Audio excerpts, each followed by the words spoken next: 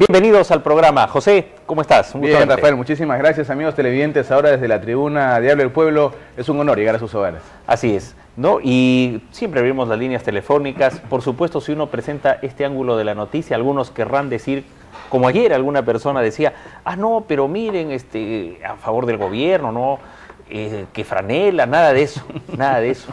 ¿Cómo no vamos a estar felices cuando 9 peruanos, si bien están en esta minería informal o ilegal, como se le reconoce, han sido salvados con vida, sanos y buenos? Sí, un trabajo dedicado, interesante, milimetrado, ¿no es cierto? Porque era muy complicado el trabajo. Estuvieron muy cerca desde ayer, aproximadamente a las 6 de la tarde.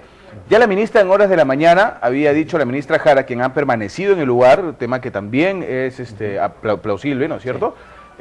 Dijo que ya por golpecitos se sentían con los mineros, ya tenían eso señalaba que había alrededor de 3 o 2 metros de distancia entre los mineros y ya la salida. Claro. Pero había una roca inmensa que complicaba la situación, entonces se necesitó de los genios peruanos, ¿no es cierto?, en este tema, que han actuado de manera pero milimetrada y han conseguido que estas 9 personas salgan con vida, ¿no? Así es, tenemos imágenes precisamente de los mineros saliendo, algunos con una frazada azul, otros con frazada roja. El presidente de la República estuvo ahí, lentes oscuros, claro, para evitar este impacto visual, porque han estado encerrados 7 días prácticamente. Desde el jueves, ¿no? Desde el último jueves. Debemos decir, son 282 kilómetros al sureste de Lima. Estamos hablando de la región Ica, pero hacia la cordillera. Así es, así es. Y esta era una mina, esta en Cabeza de Negro, era una mina que estaba abandonada, ya había sido dejada, justamente por la peligrosidad, por la necesidad, entre otras cosas. Estos hombres se han metido pues a trabajar en el lugar y bueno, ya vemos lo que pasa con la minería informal. Ahora, lo importante, creo yo, con la presencia del presidente, más allá de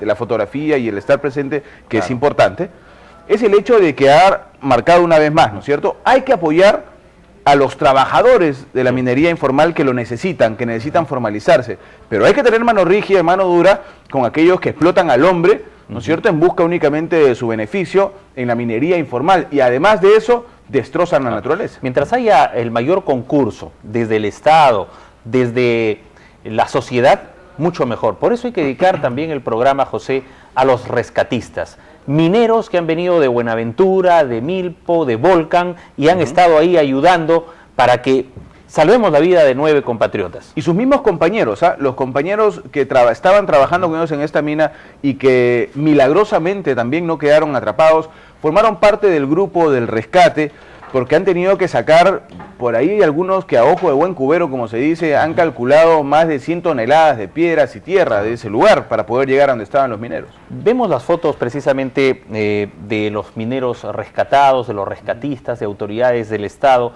y estarán estos mineros 4 días aproximadamente hospitalizados, de todas maneras, para rehidratarlos, estabilizarlos, ¿no? Claro, recordemos que ellos se han estado alimentando únicamente por esta especie de tubito, ¿no es cierto?, con comida líquida, agua, por ahí se les pasaba oxígeno, había momentos en que se les acababa un poco el oxígeno porque, como dijo el presidente de la República, era una zona donde habían bolsones de oxígeno, pero estos se agotaban, entonces había que pasarles oxígeno por ahí. El alimento era líquido, porque el tubo no era muy grande, era un tubo bastante corto.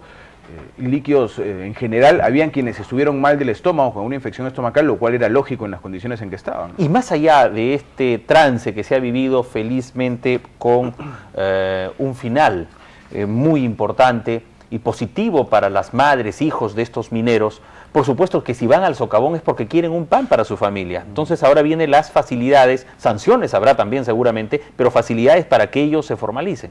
Eso es importante, yo lo rescataba por eso de lo que había dicho el presidente, porque más allá del hecho importante, rescatable, loable, de la gente que trabajó duro, que arriesgó su vida para salvar a estos mineros, más allá del hecho de que se hayan rescatado 9 personas sanas y salvas, que también es importante y no tiene valor alguno, hay que ver también, ya una vez terminado este tema, el lado de la formalidad y la informalidad en la minería, ¿no es cierto? No podemos utilizar como una excusa, la necesidad de hambre, la necesidad de alimento es muchísima en el país, pero no podemos arriesgar la vida de estas personas, y parte de la responsabilidad del Estado está justamente impedir que estas personas arriesguen sus vidas de esta manera, de una manera informal, dentro de la minería, para tener un tipo de subsistencia. Ahora, la minería informal es muy grande en nuestro país, ¿Quiénes contrataron a estos mineros? ¿Ellos se metieron solos porque querían? ¿Quién está detrás de esta minera Cabeza de Negro? Hay que tener en cuenta eso y hay que investigar, porque tiene que haber algún sancionado también. Así es, y lo importante es que el Estado peruano ha participado. Todo esto es una cuestión nacional, acá hay un mensaje también para todos los peruanos, ¿no? La importancia de estar al lado del prójimo. El presidente de la República lo vemos precisamente en el socavón.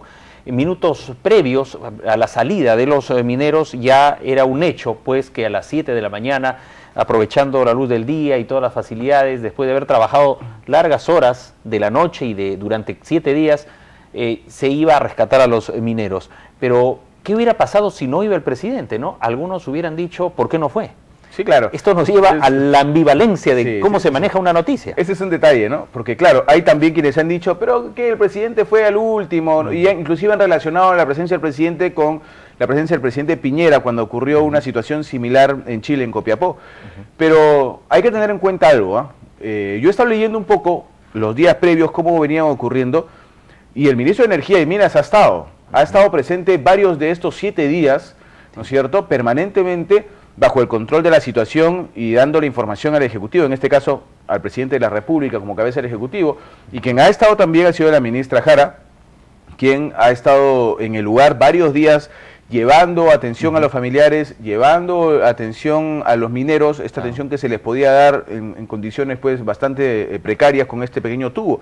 Pero ha habido presencia importante del Ejecutivo, algo que me gustaría a mí resaltar, porque no es justo tampoco decir, no, claro, llega para la foto, no, claro. Es que no se trata de eso el tema, ¿no? Y el mensaje nacional que te decía precisamente es lo que acabas de decir, ¿no? Es decir, en Chile con el presidente Piñera hubo una gran parafernalia, fueron más días de trabajo, claro, el socavón estaba más adentro, era una mina formal, no como en este caso informal, y hubo un destacamento inmenso de la prensa de todo el mundo, presente ahí en Copiapó.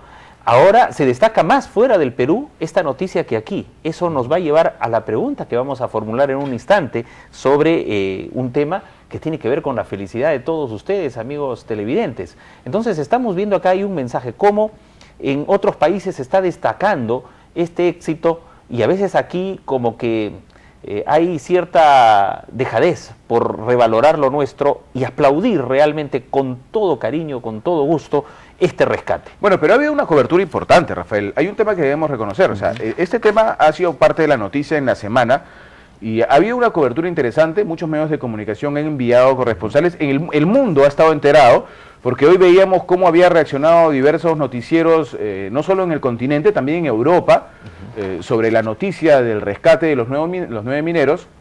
Y hay quienes hasta gráficos han hecho, ¿no es cierto?, y mostraban en gráficos 3D cómo es que habían estado encerrados, por dónde se habían alimentado, qué distancia había de la salida. Y eso es importantísimo también, así como pasó en Chile en su momento, aquí ha pasado un tema, yo diría algo similar, Lo que sí, hay quienes no rescatan pues la presencia de quienes dirigieron este tema. Eso sí me parece a mí un poco mezquino, ¿no?, en estas alturas. Así es, y bueno, es importante lo que acabas de señalar, que se ha destacado por la prensa, pero también sucede que la prensa persiste con un tipo de noticias, y lo vamos a relacionar con la pregunta que ya podemos formularla, y es, ¿cree usted que somos el país más infeliz de Sudamérica? ¿Cree usted que somos el país más infeliz de Sudamérica? Porque te decía por esto, por ejemplo, José, como un medio, como el Trome, presenta permanentemente este tipo de noticias, lo vamos a ver aquí, todas de violencia, todas de sangre. Por ejemplo, acá podemos ver, dice, balea cómplice por botín. Bueno, helicóptero cae sobre una casa. Cumpa en doble crimen, tiene 17 años. Mara Salvatruchas, ya presentes en el Callao. Lo acusan de matar a pastora.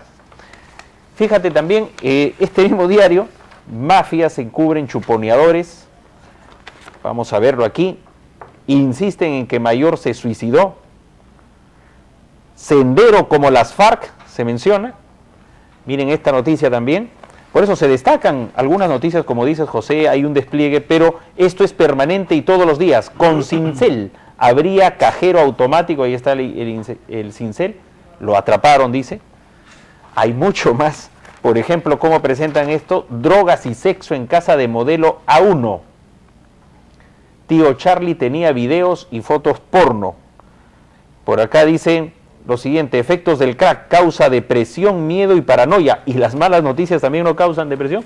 Y por ejemplo, un diario ya lo manda al presidente de la República a la Corte Interamericana de Derechos Humanos por el caso Madre Mía. Esto de manera permanente y con otro tipo más de psicosociales. Ahora, este tema, Rafael, dame solo 30 segundos para explicarlo. Lo que pasa es que cuando uno quiere explicar estos temas, como el que ha sacado Correo en su portada, creen que uno es humanista. Yo he dicho más de 1 millón de veces que yo no lo soy, pero permítame, por favor. Adelante. La realidad no es esta. O sea, eso es lo que a mí me fastidia.